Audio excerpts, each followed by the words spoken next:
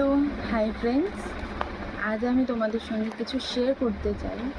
সেটা হচ্ছে গিয়ে আমাদের কপালে যিনি যা কিছু লিখেছেন, হয়তো সেটা ভালোর জন্যই সব কিছু লিখেছেন।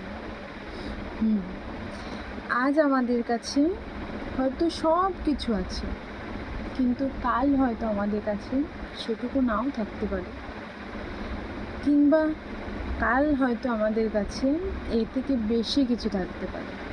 তাই জন্যে যার যতটুকু আছে, যার যতটাই আছে, সেটা নিয়ে সে হ্যাপি থাকে।